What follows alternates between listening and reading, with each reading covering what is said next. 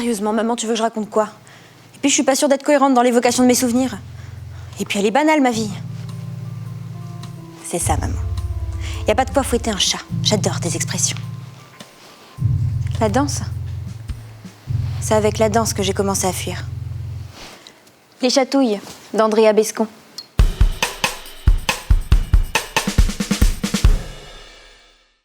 Quelque temps avant que le mouvement MeToo ne se propage en France, Andrea Bescon écrit et interprète Les Chatouilles et parle ouvertement des agressions sexuelles dont elle a été victime étant enfant. Dans Les Chatouilles d'Andrea Bescon, mis en scène par Éric Métayer pour la première fois en 2014, l'histoire poignante d'Odette, une jeune danseuse victime d'abus sexuels dans son enfance, est racontée au travers d'une série de flashbacks et de personnages, tous joués par la même comédienne. Odette, chez sa psy, accompagnée de sa mère, revit des événements passés, dont son agression, afin de trouver une voie vers la guérison de ses traumatismes. Les flashbacks révèlent les moments douloureux de son enfance, marqués par les abus, mais aussi les moments de bonheur et d'innocence qu'elle a réussi à préserver malgré tout.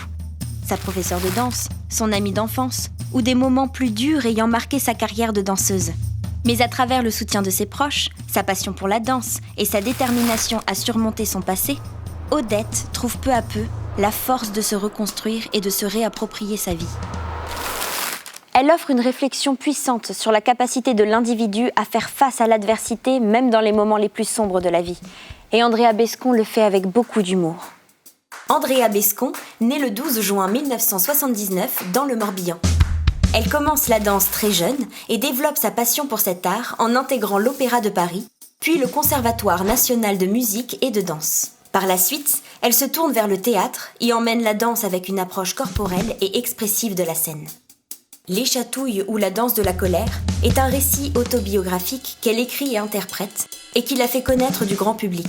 En 2018, elle réalise avec son co-auteur et compagnon Éric Métayer un long métrage adapté de la pièce qui remporte le César du meilleur premier film.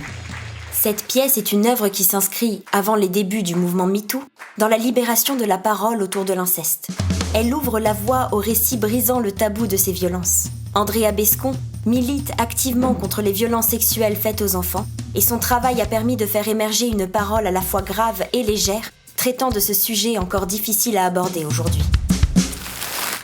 Si le théâtre est un divertissement, c'est également le moyen de rendre hommage à ces blessures et de sensibiliser le monde en donnant la parole à celles et ceux qu'on n'entend que très rarement.